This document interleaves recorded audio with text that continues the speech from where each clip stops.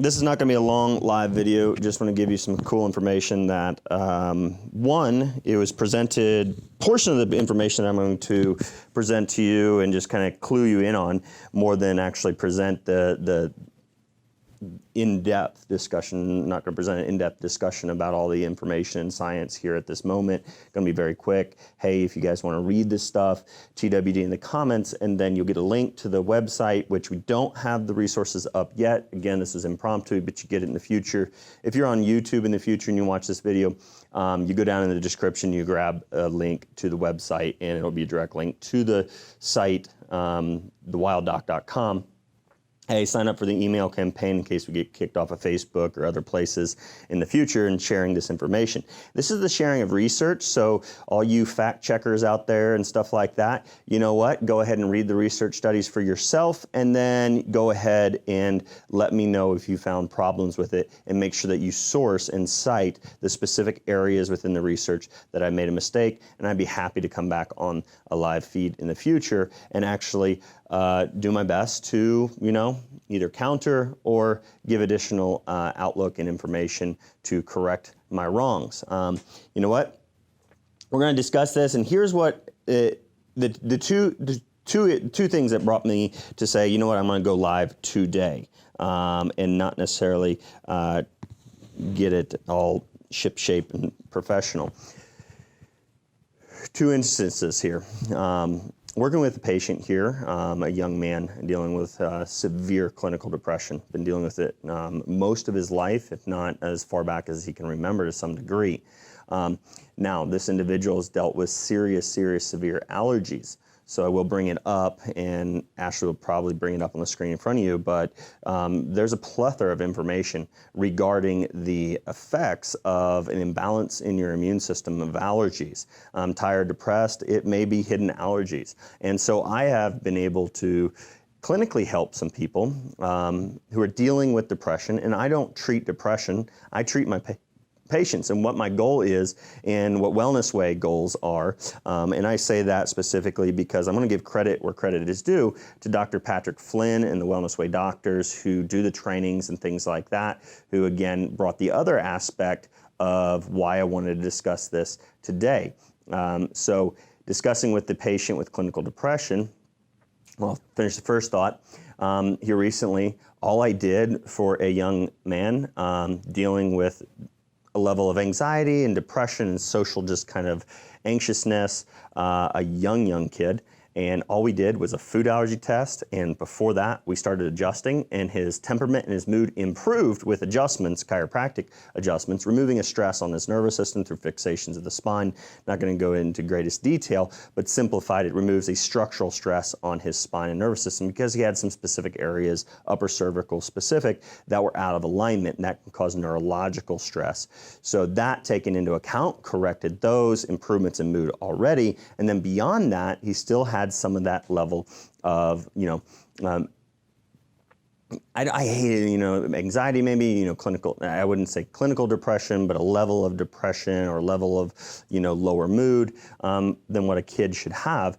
And we then tested his food allergies, and we found him to have quite a number of food allergies that he was eating on a regular basis. And literally the parents said as soon as they removed those food allergies, they began seeing improvements. And now he's literally they're like, he's a different kid. He's doing phenomenal. So really cool stuff. That's why I would love to get my hands on, for one, these little kids, to adjust them if they have spinal misalignments. And then not only that, identifying some of the underlying neurological or immunological factors that can contribute to brain inflammation or a state of mental fatigue or unhealthy mental status and depression. So cool stuff. But Dr. Patrick with the Wellness Way, kind of our head honcho, big man, he was training the Wellness Way doctors who are all over the U.S. and actually in other countries too.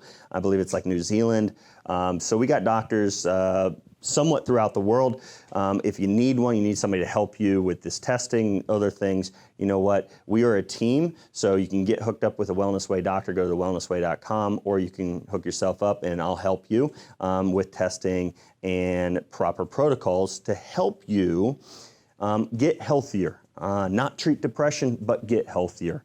And so going back, the other gentleman, severe clinical depression for most of his life, severe allergies, I already mentioned that. Again, we'll get to the links, TWD in the comments on Facebook. It does not work on YouTube. Note that for those viewing on YouTube. You can't put anything in the comments, TWD, it won't work. You have to go in the description. So now, there's other problems you look at, and I want to talk about suicide. I want to talk about depression. An issue that is devastating the lives of way too many children. And we are seeing the rates of suicide in our children from 10 years of age skyrocketing. It's been skyrocketing since a very specific point in time in our nation. And I'm going to point that out to you because, like the title says, it might be associated. It might have a causal factor. And we have not only an association with the rise in the suicide rates in our young children and depression rates in our young children, but we also have experimental data and research showing that a vaccine, the HPV vaccine, can initiate brain antibodies. And if you look up brain antibodies and depression, guess what? You'll find it's actually statistically significant. It's really significant that you can have antibodies. In essence, your immune system was trained. It didn't make a mistake. Your immune system was trained somehow to identify your brain, a child's brain, as being a pathogen, something that it needs to mark for destruction, mark for death, mark for the immune system to come in and target those cells or tissues and drive inflammation at them to kill them off. And we know that brain inflammation causes depression. So why not look at the factors that are driving up the immunological inflammation, allergies and others, or autoimmune conditions, and identify those and lower that? Now, I even spoke with our clinical, our testing laboratory today, and they don't yet do brain antibody testing. So I'm actually communicating, and I'm going to be working with Wellness Way and some of these labs to start looking at proper testing to see if, hey, you know what? What if it goes beyond just your gut health, beyond just your lack of nutrition, goes beyond, just a simple allergy fix? That's the thing, is I've seen some remove their food allergies. I've seen some simply get adjusted, one or the other, or do both, and they clinically improve. And I've seen other people stall out and still not have substantial improvement with those two lifestyle modifications or changes in their diet and in their spine. So what is another underlying factor that could be taking place? And if it is an autoimmune condition, then we really need to work hard at calming the immune system down. And there are multiple different factors in which we can work to do that, and one of which would be proper testing of food allergies, proper testing of the digestive tract, and then clearance of any type of immune activator. And so another aspect I want to just kind of mention is that if you're trying to just detox in terms of vaccine injury recovery and reducing the side effects of a vaccine, reducing the negative effects of a vaccine or a vaccine injury in the past, it's more than just detox. You have to look at balancing out and calming the immune system down and helping the immune system get back into a regulatory state. That's critically important, and I'll show you why as a study here in a second. But Dr. Patrick, the Wellness Way doc, man, he was awesome. He doesn't treat clinically anymore. He coaches people like myself and our other Wellness Way docs. So he's an awesome guy. Go and like his page. But he brought this stuff up. So it's ironic, HPV, sexually transmitted disease. We trained on this morning, so he goes through. And I'm not going to go through the entire training for you, but he wanted to emphasize the clinical data, research data that's been done, and even in human trials with HPV-infected individuals with high-risk strains, utilizing an extract from medicinal mushrooms, mushrooms like this right here.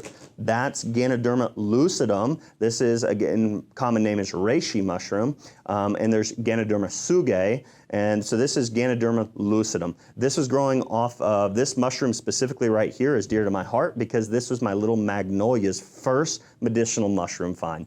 I'm telling you, it was growing in the middle of a yard. It was not growing from the soil, it was actually growing from the roots of a nearby tree, because this grows, or it may have been a stick underground that it grown from. This grows from trees, okay?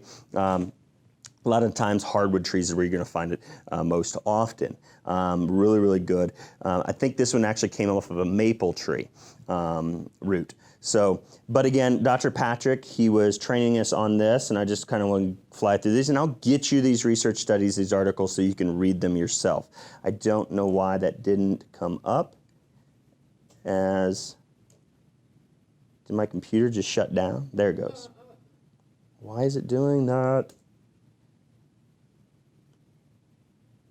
Anyways, so the effects, I'll get these to you so you can study it. It talks about extract, AHCC, standardized extract culture from a specific mushroom, the mycelia. That would be, most people would think it's like the roots of the mushroom, but it's not the roots, it's actually the body of the mushroom, because the mushroom itself, like these, are actually the fruiting body. So this is like the fruit of an apple tree, this is the fruit. So the mycelia is not the root, but it's a network of the body of the mushroom. So they used mycelia, which is rich in those compounds as well, but those compounds are also rich in this. So they go through multiple studies. This from reishi mushroom, this is one of the Wellness Way supplements. We utilize it, we love this. I also will show you that I have shiitake mushrooms, I have mushroom logs right now that I still have to inoculate with mushroom mycelia that I buy from a company. And I'll get you the link and name of the company that I utilize. And it's phenomenal. I use the mycelia and then we eat it for dinner, for breakfast, lunch, whatever. Shiitake mushrooms are so tasty, I'm telling you what.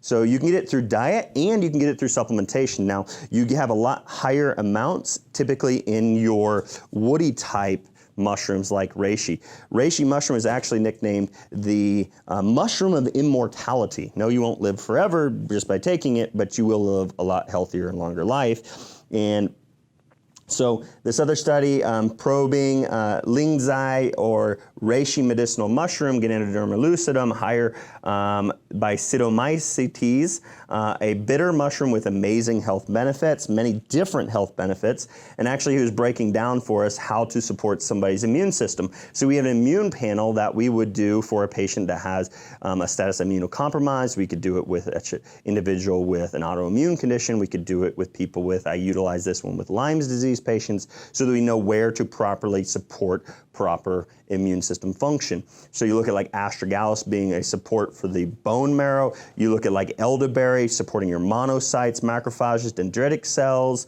Neutrophils would be like chamomile, which chamomile can actually help strengthen and recover neutrophils in cancer patients who are taking chemotherapy that exhaust your neutrophils.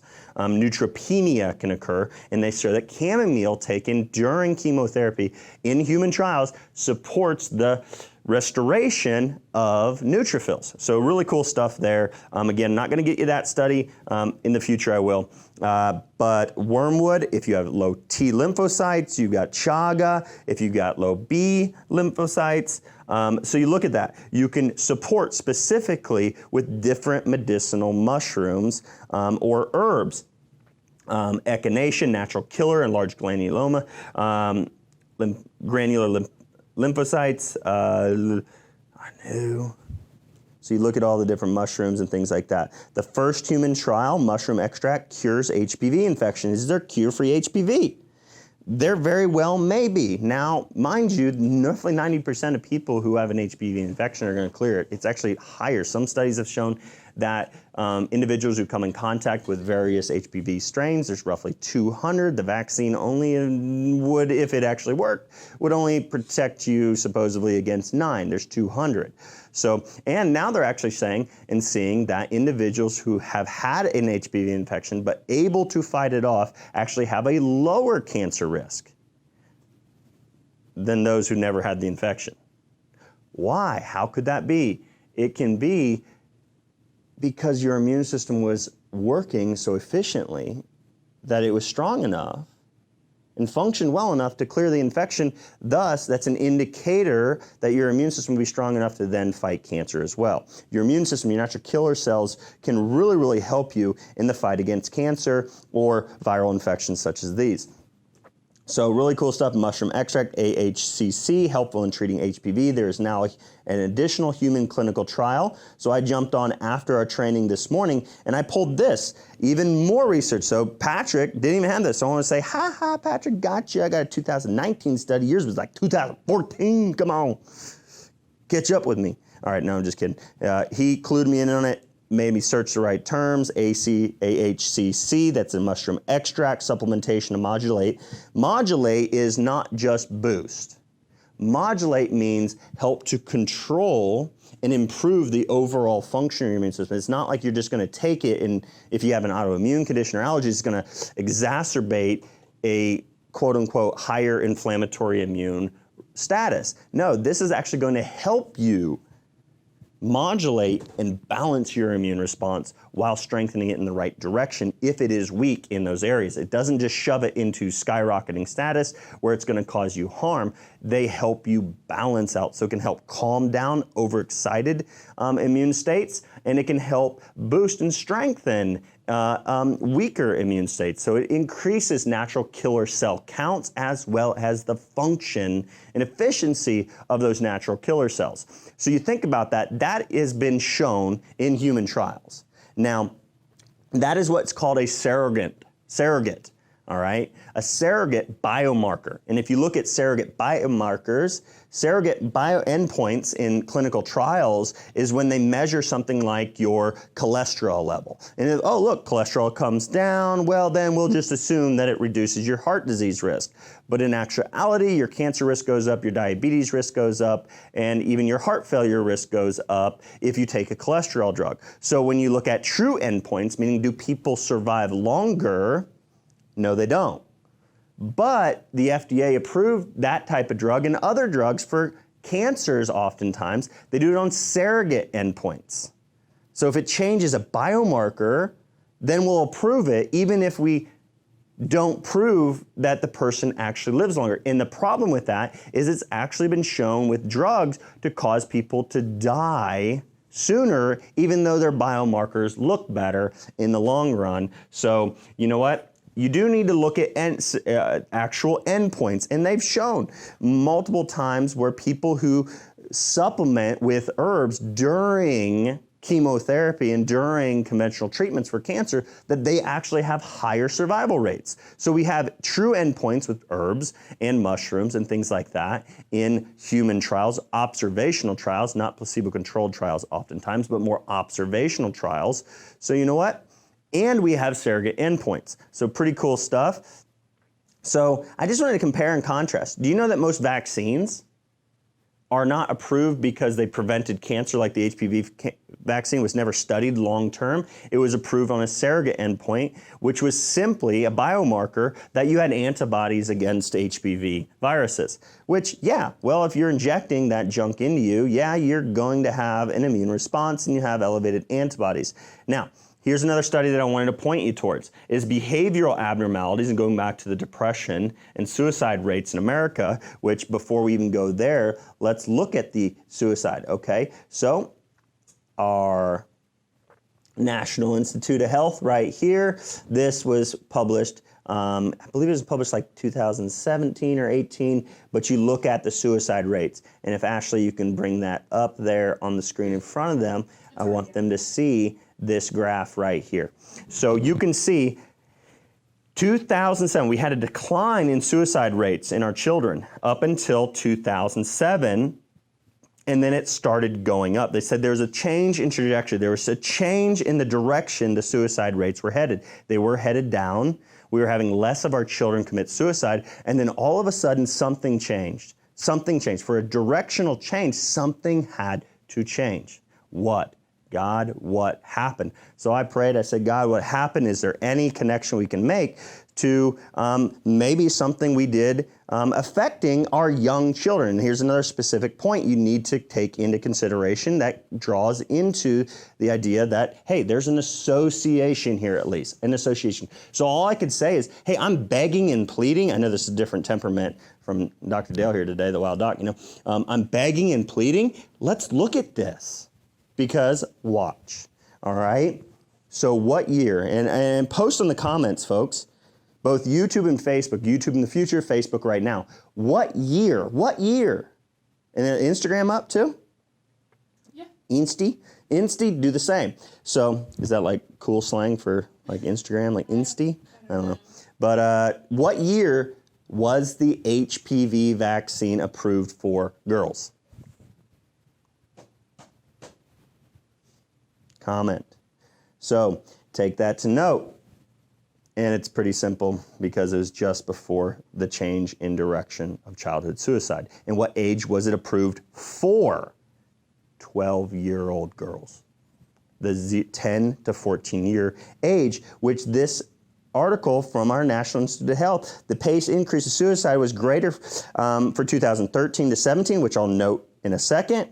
Homicide rate declined, but it nearly tripled from 2007 to 2017, and they saw increase of suicide rate. Persons 10 to 24 increased, and 10 to 14 being the most substantial increase was in the ages of 10 to 14. And what age group did we vaccinate? 12-year-old, that age group between 10 to 14 years of age. And then we immediately see a change because 2006 was when the HPV vaccine was approved for young girls. It was 2006, it was approved mid-year, I think it was like June. And then so you could imagine that the rates of vaccinations with that vaccine and the marketing really just skyrocketed late 2016 into 2007. So you would say after it was approved, if it had an effect, well, there's an association. As vaccination rates go up for HPV, so does suicide rates. And it was specifically, they saw some of the highest rates of increase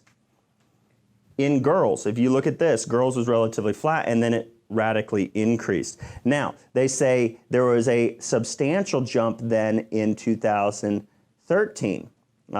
In 2013, it took a hit as well. Now, if you go on and just Google it, when was the HPV vaccine approved for boys? Oh, it was approved in 2012. So you see a change in the direction of suicide. It was going down, and then in 2007, the year after they approved the HPV vaccine for girls, there was an increase in suicide. And specifically, they saw some of the highest rates of increase in suicide. NPR, Nashville Public Radio. Oh, NPR. And I laughed. I laughed, but I shouldn't laugh because this is not funny, what is taking place. But the irony of suicide rates for girls has been rising faster than for boys. Put it back on me, Ashley. Suicide rates, and you notice what's at the top bar there. It'd be like on the left-hand side of your screen. That's okay. That's okay. Shots. So the suicide rate for girls has been rising faster than for boys. Literally, if you look at this, in my opinion, it's like God saying, I'm going to give you the answer to why the suicide rates in girls started increasing in 2007, which is the year after the HPV shot was approved for those little girls. And then for HPV, when the vaccine was approved, the year after the vaccine was approved for boys, we saw a further increase in the rate of suicide in those young children. That is way too much coincidence for comfort. Don't you all agree? Way too much coincidence for comfort, and especially when you combine that fact, those facts right there, and you combine it with the studies such as this. Behavioral abnormalities in female mice following administration of aluminum adjuvants and the human papilloma HPV vaccine Gardasil. Now, here's what I'll go back to. When you understand that when you're trying to recover somebody that has been vaccine injured, you can't just detox. Because watch this. While there are some people who can be, I had a recent test on an individual dealing with infertility problems, and she is allergic to aluminum.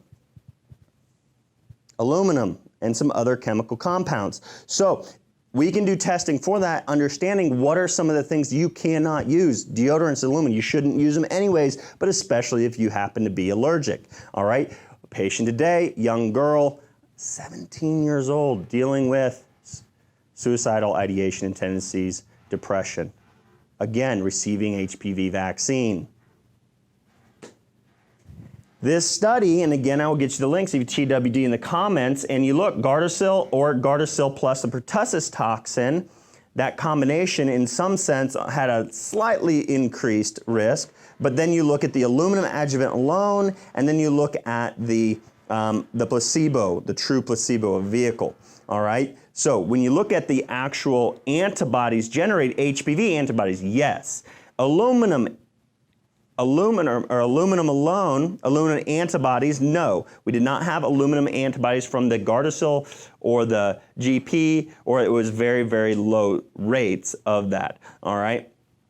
We had only minimal elevated levels, all right? And then when we look at the brain protein or brain PL, again, these are autoantibodies against one's brain tissue. That being said, this is strongly associated with clinical depression or severe depression. It's having antibodies against your own brain, all right? That's why I've done talks in the past about depression and how it can initiate a issue of basically immune problems, or like they're trying to say that depression is like an infection. There's an immune problem driving that issue of mental health, poor mental health and depression, and risk of suicide. But again, so the Gardasil vaccine and the Gardasil vaccine plus the pertussis toxin, which would be found in the DTaP or the T tetanus, diphtheria, pertussis, acellular pertussis, because that's where the A comes from, DTP, DTaP, Tdap, those vaccines contain it. So combine that, you might have a little bit elevated risk for the brain PL, phospholipid proteins, okay? So you have brain protein and phospholipid proteins increase. So to literally train your body, in this mouse study, it's saying we have clinical evidence, we have experimental evidence in animals that these antibodies can be initiated, at least in mice, can be initiated. And those brain antibodies are associated with clinical depression in human beings. So if it does it in mice, if the vaccine can cause that in mice, similar dosages, compared weight to humans and rats, well, if it does it in mice, what if it does it in humans? Could that answer why there is such a strong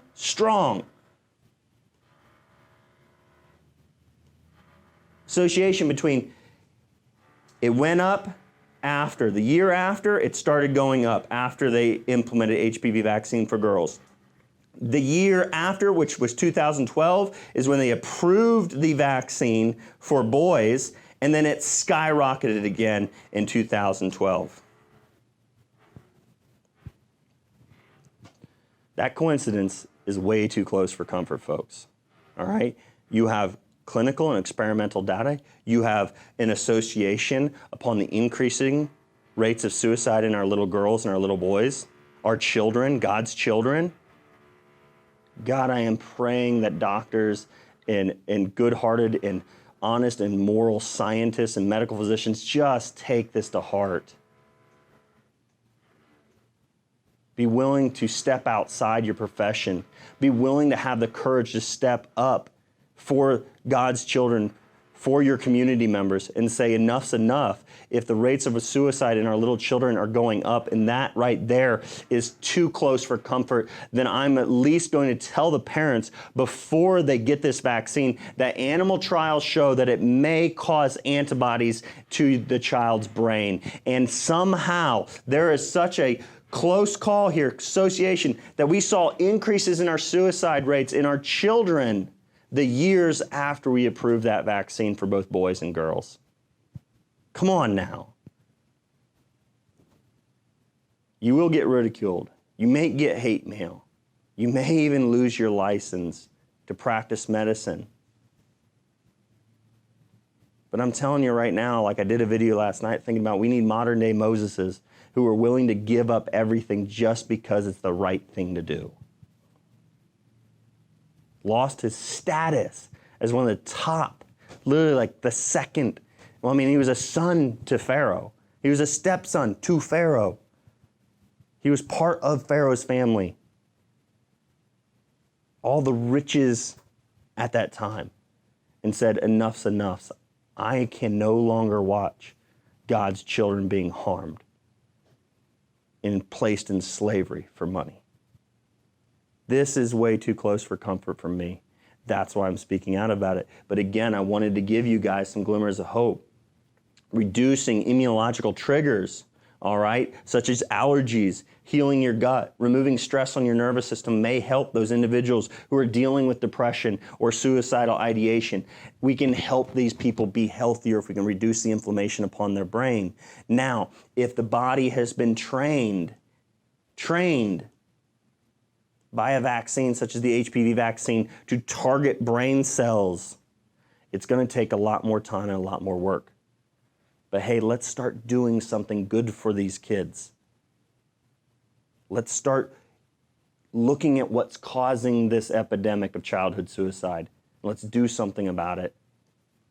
Let's unify together and spread this message and information. We might save at least 1 or 2 children's lives today and tomorrow if people would actually see this video. And I'm not saying I know everything and I can do. Listen, but I am saying this.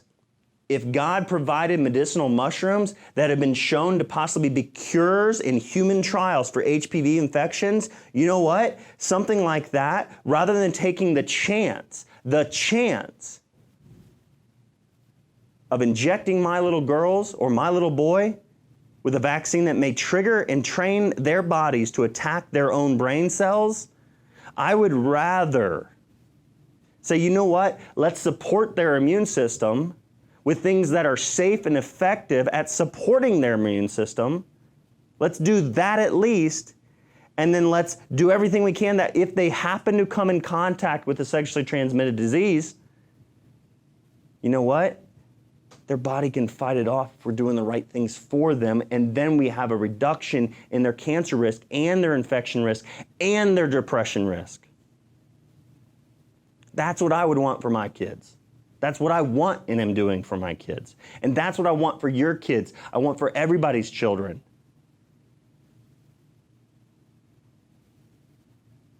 I gave you an answer for God forbid if the HPV infection occurs. Maybe an answer. It's not a golden ticket to every single person with HPV. I understand that. But you know what? With human trials, with animal trials, with in vitro petri dish trials showing that this extract supports the immune system and a stronger immune system allows somebody to fight off the infection in the first place. And then those immune markers that are increased and strengthened or supported by this medicinal mushroom are shown to reduce your cancer risk as well as your infection risk. That's what I want for people. We may have the answer to help people if they come in contact, and we don't need to take a healthy, mentally healthy child, physically healthy child with no disease and inject them with a disease organism, a virus, with aluminum that's a known neurotoxin that in animal studies at least shows, hey, it could cause them to start attacking, it could train their body to, their immune system to start attacking the brain. You know what? That's not a chance I'm willing to take if God has provided something that quite possibly may be, they said it, a cure for HPV infections. Mushrooms. Y'all, I love you. I appreciate it. Thank you for letting me rant about this. Thank you for letting me share this information. I want to thank Dr. Patrick Flynn, all right? Go check his site out in the Wellness Way, pages. Get to a Wellness Way doc. If you want to be supported and educated and informed on how you can start changing your perspective on the way you're taking care of your own children, how you're supporting their immune system, whether you're utilizing testing the right way to determine not just are they having the infection, but how can we get their immune system to the point where it could actually fight it off. And the proper testing leads to the proper protocols. The proper protocols lead to the proper results. And those results can mean the life and death difference for a child, I believe. And we take this information, we prevent these kids from getting depression in the first place. Folks, me giving out that information, I want people to think about this.